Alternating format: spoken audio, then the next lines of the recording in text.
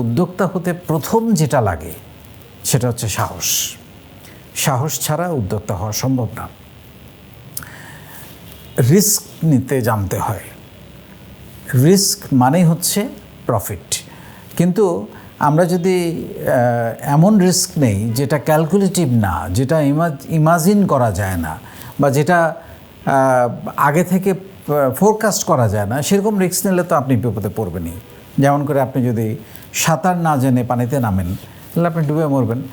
তাহলে এই রিস্কটা জানার জন্য আপনাকে শিখতে হবে, প্রশিক্ষণ নিতে হবে, দক্ষতা অর্জন করতে হবে, এবং মানুষের সাথে মেলামেশা করতে হবে, তবেই আপনি এই রিস্ক নেওয়াটা শিখে যাবেন। অ্যান্ড ফাইনালি যেটা আমি সবসময় বলি যে কোনো একটা উদ্যোগে আসলে লেগে থাকতে হয়। হ্যাঁ, নট নেসেসারি আপনি যেটা করবেন, যেটা শুরু করবেন সেটাতেই সফল হবেন। আপনি হয়তো থেমে যাবেন, পড়ে যাবেন, হোঁচট খাবেন, কিন্তু আপনি যদি রাস্তায় থাকেন, আপনি যদি খেলার মাঠে থাকেন, তাহলে আপনি গোল করতে পারবেন কোনো এক সময় নিশ্চয়ই। হাল ছেড়ে দেওয়া যাবে না, মানে লেগে থাকতে হবে, ডোন্ট গিভ আপ। এই বিষয়টা মাথায় রেখে আসলে আমরা আমাদের এই নিজের বলার মতো একটা গল্প ফাউন্ডেশনের 90 দিনের যে ব্যাচ, এক একটা ব্যাচে আমরা যে প্রায় 570টা কন্টেন্ট দিয়ে আমরা যে প্রশিক্ষণটা দিই সম্পূর্ণ বিনামূল্যে, বাংলাদেশে আমরাই একমাত্র প্রতিদিন এবং বিনামূল্যে উদ্যোক্তা এবং দক্ষতা বিষয়ে প্রশিক্ষণ দিয়ে থাকি, মূল্যবোধ বিষয়ে, যেটা আসলে বাংলাদেশে আর কেউ করছে না। এইটা দেওয়ার কারণে কি ইম্প্যাক্ট আমরা তৈরি করতে পেরেছি, কারণ কোনো একটা কাজের তো একটা ইম্প্যাক্ট থাকতে হবে। সেই ইম্প্যাক্টগুলো নিয়েই হচ্ছে এই ঘুরে দাঁড়ানোর গল্প। আপনাদের সবাইকে স্বাগত জানাচ্ছি আজকের ইউটিউব লাইভের ঘুরে দাঁড়ানোর গল্প অনুষ্ঠানে। এবং এই ইম্প্যাক্টগুলো, এই গল্পগুলো যারা এখান থেকে অনুপ্রাণিত হয়ে বা এই ফাউন্ডেশনে এসে, এই প্ল্যাটফর্মে এসে প্রশিক্ষণ নিয়ে নিজেদেরকে বদলে ফেলেছেন, সেই অনুপ্রেরণার গল্পগুলো আপনাদের সাথে শেয়ার করব, যাতে করে আপনাদের মনের মধ্যেও একটা ভাবনা তৈরি হতে পারে যে ওনারা কি বলছেন, সেরকম কিছু কি আমি ভাবতে পারি। চলুন তাদের সাথে আলাপ করি। আমাদের সঙ্গে আজকে দুজন অতিথি এসছেন। একজন এসছেন আমাদের কিশোরগঞ্জ থেকে মোশাররফ করিম, মোহাম্মদ মোশাররফ করিম। দুজনের সাথে আমরা আজকে জমিয়ে গল্প করব। আমি ছোট করে যদি একটু বলি, দুজনেরই গল্পের মধ্যে আমি শুনেছি ওনাদের গল্পটা কিছুটা যথেষ্ট হেরে যাওয়া, পড়ে যাওয়া আছে, আবার ওনারা ঘুরে দাঁড়িয়েছেন। বিশেষ করে মোশাররফ সেলফ মেড ম্যান বলতে পারি আমি। মাত্র 5ম শ্রেণী পর্যন্ত লেখাপড়া করেছেন এবং মাত্র 3,000 টাকা দিয়ে ব্যবসা শুরু করে এখন মাসে 5 লাখ টাকা সেল করেন। কিভাবে এটা সম্ভব হলো, সেই গল্প আমরা শুনবো। চলুন দুজনের সাথে আলাপ করি। ইউটিভি লাইভের শোতে আপনাদের দুজনকে স্বাগত জানাচ্ছি। আই হোপ আপনারা ভালো আছেন। মোহাম্মদ মোশাররফ করিমের কাছে আসতে চাই। মোশাররফ, আপনার গল্পটা যেটা শুনছিলাম যে আপনি ছোটোবেলা থেকেই কিছু কাজ করার চেষ্টা করেছেন, চাকরি করেছেন, একটা জুতার ভ্যানে আপনি কাজ করেছেন কিছুদিন, সেটা পোশাক ছিল না, তারপর আবার দেশের বাইরে গিয়েও কিছুদিন থেকেছেন। কোন দেশে? স্যার মালদ্বীপে। তারপরে আবার আপনি এক সময় চলে আসেন অল্প কিছু টাকা পয়সা নিয়ে, কিছু ঋণ টিন ছিল সেগুলো শোধ করেছেন। সেই টাকা দিয়ে আপনার যেহেতু ওই যে জুতা নিয়ে কাজ করার একটা অভিজ্ঞতা ছিল, সেটা দিয়ে আপনি জুতা নিয়েই আবার ব্যবসা শুরু করেন। এবং মানে যেটা আমার কাছে খুবই ভালো লেগেছে সেটা হচ্ছে আপনি একজন স্বশিক্ষিত মানুষ, হয়তো এডুকেশনাল লেখাপড়া নাই, কিন্তু আপনি সেইটাকে এই যে দক্ষতা, মানে আমি যেটাকে বেশি গুরুত্ব দিই, এই যে আপনি একটা কাজের উপরে দক্ষতা অর্জন করেছেন, সেই দক্ষতার কারণে আজকে আপনি মাসে প্রায় 5 লাখ টাকা সেল করেন। জি আলহামদুলিল্লাহ। কীভাবে সম্ভব হলো একটু যদি শুরু থেকে বলেন। জি স্যার, আমি যেটা শুরু করছিলাম সেটা হচ্ছে 3,000 টাকা দিয়ে আমি আমার ওয়াইফের থেকে 3,000 টাকা ধার নিয়ে আমি ব্যবসাটা শুরু করেছিলাম। যখন আমার হইতেছে সোয়েটারের চাকরিটা চলে যায়, তখন আমার এক বন্ধুর পরামর্শে আমি এই ব্যবসাটা শুরু করি। তো এখানে আমি প্রায় 1 বছরের মতো কাজ করি, মোটামুটি একটা ব্যবসার ধারণা পেয়েছিলাম। পরবর্তীতে দেখা যাচ্ছে এটা দিয়ে হচ্ছে না। এটা রাস্তায় যে ভ্যান, ওইখানে? জি, রাস্তায় যে ভ্যানে যে জুতা বিক্রি করে 60 টাকা 100 টাকা দামের জুতা, এটা দিয়ে আমি শুরু করছিলাম আমার ব্যবসা। ঠিক আছে, তো এটা দিয়ে হচ্ছে না। পরবর্তীতে আমার এক বন্ধুর পর আমি বাইরে চলে যাই মালদ্বীপে। তো ওইখানে গিয়েও মোটামুটি একটা ভালো পর্যায়ে চলে আসছিলাম, কিন্তু ওই করোনা চলে আসে 2020 সালে। কোম্পানি আমাকে ফেরত দেশে পাঠিয়ে দেয়। পরবর্তীতে স্যার হচ্ছে আবার আমি দেশে আসি, চিন্তা করলাম যে না, এখন আর বিদেশ যাব না, আমি ব্যবসায়ী করবো, দেশেই থাকবো। কারণ ওইখানে বিদেশের যে একটা কষ্ট, ওইটা আমি বুঝতে পারছি। কারণ দেশ থেকে আমি যে কিছু একটা করতে পারি, তাহলে আমার সুন্দর একটা রাস্তা হবে তৈরি, মানে কাজ করার একটা রাস্তা তৈরি হবে। ঠিক আছে স্যার। তো পরবর্তীতে আমি ওই যেই আইডিয়া ছিল আমার জুতার ব্যবসা করার, ওইটা দিয়ে স্যার আমি হচ্ছে একটা দোকান করি। দোকানটা আমি শুরু করি। পরবর্তীতে স্যার এই দোকান করে হচ্ছে আমি যখন ব্যবসাটা গুছাইয়ে নিই, মোটামুটি সেল আসতেছিল। 2000 করোনা চলে গেছে, তখন যায় অবস্থা। পরবর্তীতে আমি দোকানটা করে যা সেল হয় তা দিয়ে মানে হচ্ছে না, সংসার চলে না। মানে দোকান ভাড়া আছে এখানে আপনার 5000 টাকা, আমার সংসারী খরচ আছে 15000 টাকা। সব কিছু মিলে দেখা যাচ্ছে দোকান থেকে আরো মানে ঋণের বস্তুতে পড়ে যাচ্ছে। এই সময়টায় হচ্ছে আমি ফেসবুকে একটি পোস্ট পাই, স্যার হচ্ছে নিজের বলার মতো গল্প ফাউন্ডেশনে রেজিস্ট্রেশন চলছে, তো এখানে ফ্রিতে ব্যবসা শেখানো হচ্ছে। তো এখানে হচ্ছে আমি উদ্বুদ্ধ হই স্যার, ওখানে আমি একটা কমেন্ট করি যে আমিও রেজিস্ট্রেশন করতে চাই। তো এক ভাইয়ের মাধ্যমে আমি রেজিস্ট্রেশন করি। তো ওনার প্রতি অনেক বেশি কৃতজ্ঞতা, যেহেতু আমি ওনার মাধ্যমে রেজিস্ট্রেশন হয়তো করতে পারতাম না। ঠিক আছে স্যার। তো এখানে আমি যুক্ত হওয়ার পরে আমি যখন ব্যবসাটা রানিং করতেছিলাম, আসলে ব্যবসাটা আমার আসলে ফ্যামিলিগতভাবে ওইরকম আমার যে ব্যাকগ্রাউন্ড আছে, আমার যে বাপ চাচা আছে যারা আছে, তারা আসলে ওইভাবে ব্যবসা কখনো করে নাই। হয়তো বা আমি ওইভাবে ব্যবসা শিখতে পারি নাই। একটা আছে তো ফ্যামিলি ব্যাকগ্রাউন্ড থেকে ব্যবসা শেখা যায়, কিন্তু আমার তো ওইটা ছিল না। পরবর্তীতে স্যার হচ্ছে আমি আপনার এই ক্লাস শুরু করি, ওখান থেকে কিভাবে মানে সফল উদ্যোক্তা হওয়া যায়, কিভাবে ব্যবসা করে কিভাবে সফল হওয়া যায়, এটা নিয়ে স্যার হচ্ছে আমি প্রতিনিয়ত রিসার্চ করি, আপনার ওই সেশন পাঠ করি, সেশনগুলো পড়ি এবং ক্লাসে যুক্ত হই। এবং এখান থেকে আমি অনেক কিছু পেয়েছি স্যার। এখান থেকে আমি বুঝতে পেরেছি যে ব্যবসা করতে হলে সবচেয়ে বেশি যে প্রাধান্য সেটা হচ্ছে লেগে থাকতে হবে এবং সাহস করে স্বপ্ন দেখতে হবে। এটা হচ্ছে স্যার আমার খুবই গর্বের বিষয়, কারণ হচ্ছে এই কথাটা আমার কাছে খুব ভালো লাগছে এবং এটা দিয়ে আমি এখন পর্যন্ত জিতে আছি, যে সাহস করতে হবে, সাহস করে আপনাকে স্বপ্ন দেখতে হবে। এই কথাটা আমার সবচেয়ে বেশি হচ্ছে লাগছে। তো এটা দিয়ে আমি শুরু করলাম। পরবর্তী চিন্তা করলাম যে না, এভাবে তো আমার সেল হচ্ছে না, আমি যে দোকানটা দিলাম এটা দিয়ে আমার হচ্ছে না। পরবর্তীতে স্যার আমি ফলো করলাম যে যারা মূলত ব্যবসা করতেছে তারা কিভাবে ব্যবসা করতেছে, তো তাদেরকে ফলো করা শুরু করলাম। চিন্তা করলাম আমার এখান থেকে সেল হচ্ছে মাসে 1 লাখ টাকা, অথচ আমি এখান থেকে লাভ করতেছি 20,000 টাকা।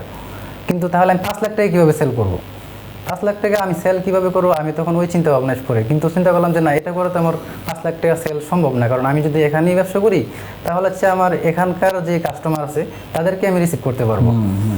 এই জন্য স্যার আমি চিন্তা করলাম যে আমি একটি উৎপাদনশীল পণ্য তৈরি করব। ঠিক আছে স্যার। পরবর্তীতে উৎপাদনশীল পণ্য কী তৈরি করব, মোটামুটি একটা ইউটিউবে একটা ধারণা নেই, এই জুতা তৈরি করার একটা ধারণা মোটামুটি নেই। তারপর হচ্ছে চিন্তা করলাম যে না, এই প্রোডাক্টটা, কারণ আমার একটা আইডিয়া ছিল যে মার্কেটে কোন প্রোডাক্টটা তৈরি করলে হচ্ছে আমি ভালো সাড়া পাবো। তো ওই প্রোডাক্টটা নিয়ে রিসার্চ করতে স্যার ইউটিউবে কিছু রিসার্চ করি, তারপর বিভিন্ন কারখানায়ও কিছু প্রশিক্ষণ নিয়ে স্যার ওইখান থেকে হচ্ছে আমি দোকানের থেকে 50,000 টাকা সরিয়ে আমি হচ্ছে কারখানাটা শুরু করি স্যার, জুতার কারখানা। জি স্যার। এখন হচ্ছে স্যার আমার ওই কারখানা আর হচ্ছে দোকান দুইটা একসাথে চলতেছে। এখন আমি নিজেই বানাই আবার নিজেই বিক্রি করি। বিকালবেলা হচ্ছে স্যার দোকান খুলি, আবার সকালবেলা তৈরি করি। আমার ওয়াইফ অনেক সহযোগিতা করছে আমার এই ব্যবসার ক্ষেত্রে। এই জুতা বানানোর কাজটা আপনি প্রশিক্ষণ নিয়েছেন? জি, এটা হচ্ছে স্যার আমি বিভিন্ন কারখানা থেকে 2 দিন 4 দিন করে কিছু আমি বলি যে মেলামেশা, মানে আপনি যেটা নিয়ে কাজ করতে চান ওই ধরনের মানুষের সাথে আপনাকে মেলামেশা করতে হবে। জি, ভেরি গুড। আচ্ছা, ওই ধরনের মানুষের সাথে মেলামেশা করে আমি মোটামুটি একটা আওতায় নিয়ে আসছি যে না, এটা আমি পারবো। এবং স্যারের যেই সেশনে যে সকল বিষয়গুলো আমি পড়তেছি নিয়মিত, যে না, লেগে থাকতে হবে এবং আপনি যেটা পারবেন, আপনার কাছে যেটা ভালো লাগে, স্যার আপনি যেটা বলেন যে আপনার কাছে যেটা করতে ভালো লাগে আপনি সেটাই করেন, তাহলে হচ্ছে আপনি ভালো পর্যায়ে যেতে পারবেন, সফলতা অর্জন করতে পারবেন। তো আমি এই কথাটা চিন্তা করে না, আমার এটা করতে ভালো লাগে, জুতা নিয়ে আমার কাজ করতে ভালো লাগে। তো আমি চিন্তা করলাম না, আমি এটাই করব। পরবর্তীতে স্যার আমি কারখানা আর দোকান একসাথে চালাই। আমার ওয়াইফ আমার সাথে সহযোগিতা করেছে, সে হচ্ছে অনেক শ্রম দিছে আমার এই প্রতিষ্ঠানের জন্য। তখন হচ্ছে আর স্যার আপনি আপনার ওয়াইফকে নিয়ে শোতে বসতে চেয়েছিলেন? জি স্যার, এটা আমার জি। খুব ভালো লেগেছে। জি স্যার, কারণটা কি বলেন তো একটু? এই জন্য বসতে চেয়েছি স্যার আমার ওয়াইফকে নিয়ে, কারণ হচ্ছে আমি যখন হচ্ছে দোকানটা আমার হচ্ছে মোটামুটি খারাপ পর্যায়ে চলে গেছিল, যে আমি এখন আর কিছু করতে পারতেছি না, সেই পর্যায়ে হচ্ছে আমি চিন্তা করলাম যে আমি কারখানা দেব। তখন তাকে আমি জিজ্ঞাসা করছিলাম যে আমি যখন কারখানা দিব তখন তুমি কি আমার সাথে সহযোগিতা করতে পারবে? সে আমাকে অনেক সাহস দিচ্ছে, না ঠিক আছে আমি পারবো, তুমি করো, আমি তোমার যে কোনো কাজ লাগে। সে আবার অনেকে মাশাআল্লাহ। আগে হচ্ছে স্যার ওই যে গার্মেন্টস চাকরি করছে, তো ওইখান থেকে তার একটা গার্মেন্টসের হচ্ছে একটা আছে কাজ অপারেটর, ওইটা রানিং আছে, ঠিক আছে। তো সে আমাকে সাহস দিল যে না ঠিক আছে তুমি শুরু করো, আমি তোমাকে সাপোর্ট দেবো, আমি সব কাজ করবো। তার মানে আপনার আজকে যে যতটুকু সফলতা হয়েছে এর পিছনে আপনার ওয়াইফের একটা বড় ভূমিকা আছে। বড় একটা ভূমিকা আছে স্যার, কারণ হচ্ছে আমি একা তো পারতাম না, আর একা তো হচ্ছে পারতাম না কি জন্য, আমি তো ওই সেলাইয়ের কাজ পারি না, কারণ হচ্ছে সেলাই কাজ না পারলে আমার সেলাইয়ের একজন লোক নিতে হইতো, সেটা উনি করছেন। তার জন্য একটা বেতন আলাদা নির্ধারণ করা হইতো, ঠিক আছে। না হয়তো বা তখন হয়তো বা যে বেতনটা দিতাম ওই বেতন দিয়ে হয়তো বা আমার কারখানা নাও টিকতে পারতো। আপনার কারখানা এবং শোরুমটা কোথায়? জি স্যার, এখন আমার কারখানার শোরুম বর্তমানে গাজীপুর কাশিমপুরে আছে। ও আচ্ছা। কাশিমপুরে আমি এখানে দোকানটা শুরু করছিলাম, এখান থেকে আর কি এখানে আসি 5 বছর যাবত, করোনার পর থেকে এখানেই আসি, ঠিক আছে। মাশাআল্লাহ। তো এখন আপনার সেল 5 লাখ টাকা মাসে? জি আলহামদুলিল্লাহ স্যার। একটু বলি, যখন হচ্ছে কারখানাটা শুরু করলাম তখন হচ্ছে আমি একাই কাজ করি। পরবর্তীতে যখন আমি বিভিন্ন মার্কেটে হচ্ছে আমি মালগুলো নিয়ে সেল করা শুরু করলাম, পরবর্তীতে দেখা যায় স্যার বিভিন্ন দোকানে গিয়ে সেল করতে অনেক কষ্ট হতো, কিন্তু স্যার আপনি বলেছেন যে সেলের যে বিষয়গুলা সেগুলো আমি ফলো করতাম, যে একজন মানুষকে কিভাবে কনফিডেন্স করতে হবে, তার সাথে একটা লেনদেন করতে গেলে তার সাথে কিভাবে ব্যবহার তৈরি করতে হবে, সুসম্পর্ক তৈরি করতে হবে, এই বিষয়গুলো স্যার আমি বেশি ফলো করতাম, এবং একজন মানুষের সাথে চেষ্টা করতাম যে আগে তার সাথে আমার একটা ভালো সম্পর্ক তৈরি হবে। কারণ সে যখন আমার একজন কাস্টমার হবে, আমি এটা আমার মাথায় আছে যে সে যদি আমার একবার যদি একটা কাস্টমার হয়, কারণ সে তার সাথে আমি আজীবন ব্যবসা করতে পারবো। কারণ আমার যে প্রোডাক্ট সে যদি ব্যবসা করে তাহলে আমার প্রোডাক্ট তার বিক্রি করতেই হবে, কারণ এই প্রোডাক্টটা বাজারে অনেক রানিং, খুব হিট একটা কালেকশন, ঠিক আছে। তো আমি চিন্তা করলাম তার সাথে আমার একটা সুসম্পর্ক তৈরি করতে হবে, তো আমি এটাই করার চেষ্টা করলাম, এবং আলহামদুলিল্লাহ আমি 1 বছরের মাথায় হচ্ছে মোটামুটি আমার যেই কারখানার দোকান থেকে যে টাকাটা নিয়ে আমি কারখানাটা শুরু করছিলাম এটা প্রায় স্যার 3 গুণ হয়ে যায়। আমি আর আমার ওয়াইফ মিলে কাজ করা, এবং এখানে সংসারী খরচ সব বাদ দিয়ে 3 গুণ হয়ে যায়। পরবর্তী হচ্ছে স্যার আমি এখানে আমার একজন সহকর্মী নেই আমার সাথে নিয়ে হচ্ছে আমি আরেকটু বড় করি, তখন আমি দোকানটা ছেড়ে দিই টোটালি। চিন্তা করলাম না এটা দিয়ে হবে না, আমি এটাতে ভালো সাড়া পাচ্ছি, আমি এটাতেই করব। আপনি বলেছেন স্যার যে আপনি যেখানে ভালো সাড়া পাবেন সেখানে একটু ভালো করে করেন, ইনশাল্লাহ ভালো কিছু হবে। তো আমি দোকানটা ছেড়ে দিয়ে স্যার আমি এখানে কারখানা শুরু করি, এবং একজন সহকর্মী নিয়ে আমি কাজটা শুরু করি। আলহামদুলিল্লাহ 2 মাস 4 মাস পরে আমার সেল বাড়তে শুরু করে। পরবর্তীতে আমি টোটালি হচ্ছে মার্কেটিংয়ে নেমে যাই, এবং আমার ওয়াইফ হচ্ছে বাসার দিকটা কারখানার দিকটা গুছায় রাখে। এখানে হচ্ছে ওনার কাজগুলো কীভাবে করতে হবে তারও একটা ভালো অভিজ্ঞতা হয়ে গেছে 1 বছরের মাধ্যমে, মানে কাজের বিষয়ে সব কিছু মিলে ভালো একটা অভিজ্ঞতা হয়ে গেছে। আলহামদুলিল্লাহ পরবর্তীতে আমি এখন আমার মোট সহকর্মী আছে স্যার 5 জন। মাশাআল্লাহ। 5 জন সহকর্মী নিয়ে আমি কাজ করতেছি আলহামদুলিল্লাহ। আমার পার ডে সেল আছে স্যার 30 থেকে 25,000 টাকা পার ডে সেল আছে। মাশাআল্লাহ। এটা হচ্ছে স্যার আমার হোলসেল, সম্পূর্ণ হোলসেল।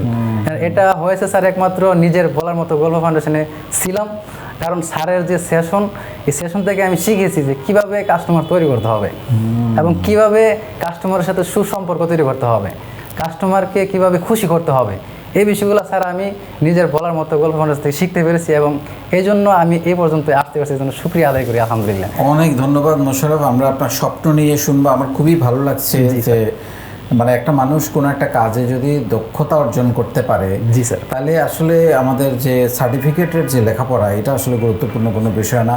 আমার ধারণা আপনার কথা থেকে অনেকেই জি স্যার, আমি স্যার 5 পর্যন্ত পড়ালেখা করছি, কারণ আমার একটু পিছনে বেগে বলি স্যার, আমার হচ্ছে স্যার আপনি আমাকে মেসেজ দিয়েছিলেন যে এমন কোনো কিছু আছে যেটা মনে করলে হচ্ছে আপনার অজরে চোখের পানি ঝরে। জি স্যার, এটা আমার আছে। আমার বয়স যখন 5 থেকে 7 বছর তখনকার স্যার আমার হচ্ছে আমার আম্মা আমাকে ছেড়ে চলে যায় স্যার, ঠিক আছে। তো তখন থেকে স্যার অনেক অবহেলার দিক দিয়ে হচ্ছে স্যার আমি বড় হই, ঠিক আছে, ফ্যামিলির সাপোর্ট পাই না। তারপর হচ্ছে সব কিছু মিলে মানে এরকম একটা পর্যায়ে পড়ে যায় যে আমি যে জীবনে এতটুকু আসতে পারবো এটা আমার কখনো কল্পনা ছিল না স্যার। চেষ্টা এবং পরিশ্রম জি, দুইটা মিলে হয়তোবা আমার হচ্ছে বা আল্লাহরই রহমত, হয়তোবা মায়ের দোয়া অথবা আত্মীয় স্বজনের দোয়া আছে আমার সাথে, এই জন্য আলহামদুলিল্লাহ।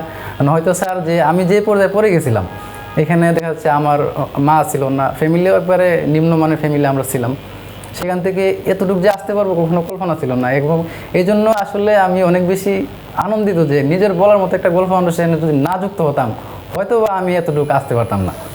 সবই আল্লাহর ইচ্ছা। কোথায় দেখতে চান আগামী 5 বছর 10 বছর পর নিজেকে? আমার খুবই ভালো লাগছে আরেকটা জিনিস, আপনি অলরেডি একজন উৎপাদনকারী। সো এটা একটা উদ্যোক্তার সবচেয়ে বড় জায়গা যে আমি প্রডিউস করি, পণ্য বানাই নিজের। যেমন উনি শাড়ি বানান, এরকম করে আপনি আপনার পণ্যটা নিজে বানান। সো কোথায় দেখতে চান নিজেকে? জি স্যার, এটা আমার অনেক বড় একটা স্বপ্ন, যেহেতু এতটুকু আসতে পেরেছি, এবং আরও অনেক বড় একটা স্বপ্ন আমি দেখি, যেটা হচ্ছে আমার এখন আলহামদুলিল্লাহ আমার মাসিক সেল হচ্ছে আলহামদুলিল্লাহ মাসিক সেল হচ্ছে 5 লাখ থেকে 4 লাখ 5 লাখ এর ভিতরেই থাকে। তো আলহামদুলিল্লাহ এই স্বপ্নটা আমার এমন জায়গায় আছে, আমি ফলো করি হচ্ছে বাংলাদেশে যে সকল বড় ব্র্যান্ড আছে যেরকম বাটা এপেক্স আছে, আমি স্যার হচ্ছে আমার স্বপ্নটা ওই রকম, আমি বাটা এপেক্সের মতো ব্র্যান্ড তৈরি করবো, ওই স্বপ্ন স্যার আমি দেখি। কারণ হচ্ছে স্যার আপনি বলেছেন যে স্বপ্ন দেখতে ভয় করা যাবে না, সাহস করে স্বপ্ন দেখতে হবে এবং শুরু করে দিতে হবে এবং লেগে থাকতে হবে, ইনশাআল্লাহ সফলতা আসবে। তো স্যার আমার এই স্বপ্ন আছে, আমি আগামী 10 বছর পর, আমার এখন সেল হচ্ছে 5 লাখ টাকা, আগামী 10 বছর পর আমার সেল আনুমানিক হবে 40 লাখ টাকা মাসিক, এবং আমার সহকর্মী থাকবে একাধিক। এবং আমার এই ইনকামের থেকে আমি আলহামদুলিল্লাহ এখন পর্যন্ত, আপনি স্যার বলেছেন যে আপনার ইনকাম থেকে 1% আপনি অসহায় মানুষদের জন্য রাখেন, আমি এটা স্যার রাখতেছি, এবং আগামীতে যখন আমি আর একটু বড় সাফল্য পাবো এবং এই পার্সেন্টেজটা আরও বড় করে দেবো ইনশাআল্লাহ। এবং দুজনকেই বলছি আয়ের 10% নিজের জন্য সঞ্চয় করতে হবে। এটা যেন আমরা ভুল না করি। আমরা অনেক সময় আয় করি ভালো ভালো, কিন্তু আমরা কোনো সঞ্চয় করি না, যার কারণে একটা বিপদ আসলে বা কোনো একটা প্রয়োজন হলে তখন আমরা খরচ করতে পারি না। সো প্রত্যেক মাসে আয়ের 10% সঞ্চয় করতে হবে, ধরে নিতে হবে এটা খরচ হয়ে গেছে, ওইটা ডিপিএস করে ফেলবেন, জি স্যার, ওটা জমতে থাকবে, তাই না? জি স্যার। অনেক ধন্যবাদ দুজনকে এসে আপনাদের গল্প শেয়ার করার জন্য। Thank you. জি স্যার, অসংখ্য ধন্যবাদ আপনাকে। দুজনের গল্প শুনলেন, আমার তো খুবই ভালো লাগলো, এবং আমি নিশ্চিতভাবে বলতে পারি যে আপনাদের মধ্যেও নিশ্চয়ই একটা ভাবনা তৈরি হয়েছে যে একটা মানুষ যদি কোনো কিছু শিখতে পারে, কোনো বিষয়ে দক্ষতা অর্জন করতে পারে, তাকে আসলে থামিয়ে রাখা সম্ভব না। যেটা দরকার সেটা হচ্ছে ধৈর্য, যেটা দরকার সেটা হচ্ছে লেগে থাকা, যেটা দরকার সেটা হচ্ছে প্রতিনিয়ত ওই কাজটা করে যাওয়া। সো আসলে এই দুজনের গল্প থেকে আপনারা যেমন ব্যবসার একটা 2টা আইডিয়া পেলেন, একই সঙ্গে আপনাদের মধ্যে দুইজনের নানান রকমের চড়াই উতরাইয়ের যে গল্প, সেইখান থেকে আপনাদের মধ্যে একটা ভাবনা আসতে পারে যে ওনারা পারলে আমি কেন পারবো না। অনেক ধন্যবাদ।